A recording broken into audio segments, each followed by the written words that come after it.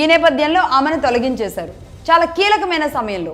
ఒకటి. ఇక number 2 director for anti terrorism. ఇవన్నీ మనం గతంలో మాట్లాడుకున్నాం. జో కెంట్.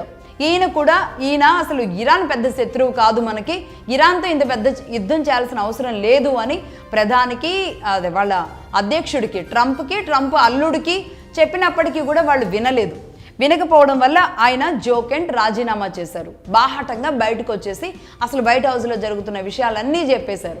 అప్పుడే వైట్ హౌస్ నెట్టు నిలువున చీలిపోయిన లాంటి పరిస్థితులు అలాంటివి ఏమున్నాయో అప్పుడు బయటకు వచ్చినాయి. ఇక ఇది నెంబర్ 2. ఇక number 3 army chief Randy George. ఈయనేం చెప్పారు అంటే ఇరాన్లోకి గ్రౌండ్ ఇన్వేజన్కి నేను పంపించేస్తాను ఆర్మీని అన్నప్పుడు అది సేఫ్టీ కాదు, మన ఆర్మీకి సేఫ్ కాదు, అలాంటి నిర్ణయాలు తీసుకోవద్దు అని ఆర్మీ చీఫ్ రాండీ జార్జ్ ట్రంప్కి చెప్పారు. దీంతో ఆయన ట్రంప్ వినలేదు. అలాగే సెక్యూరిటీ ఆఫ్ డిఫెన్స్ పీట్ హెగ్సిత్ ఉంటారు, ఆయన ట్రంప్ 2 అంటారు అనమాట అమెరికాలో. ఇక ఆయన తానా అంటే ఈయన తందానా అనే టైప్ అనమాట వీళ్ళిద్దరు.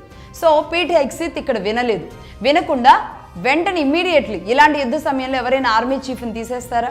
అసలు ఫస్ట్ ఆఫ్ ఆల్ ఒకవేళ ఆయన అక్కడే ఉంచి ఇంకొకరితో బాధ్యతలు నిర్వర్తిస్తారు, కానీ ఆ సమయంలో తీసేశారు అంటే అది ఎలాంటి సిగ్నల్స్ మిగతా దేశాలకు ఇచ్చినట్టు? ఇమీడియట్లీ తీసి పడేశారు. నెంబర్ 2 అలా 3 వెళ్ళిపోయారు.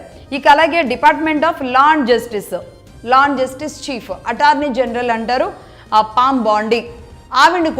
ఆవిడ కూడా కొన్ని సలహాలు సూచనలు ఇవ్వడం జరిగింది. మీరు ఇలాగే కొనసాగిస్తే కనుక మీ కుర్చీకే ఎసరు వస్తుంది అనేది ఆవిడ ఓపెన్ స్టేట్మెంట్ ఇవ్వడం జరిగింది. ఆవిడ ఓపెన్ స్టేట్మెంట్ అంటే ట్రంప్ దగ్గరికి వెళ్ళి చెప్పడం జరిగింది. చెబితే దీనిని కూడా ఆయన సీరియస్గా తీసుకొని ఆవిడని కూడా పక్కకు పెట్టేశారు.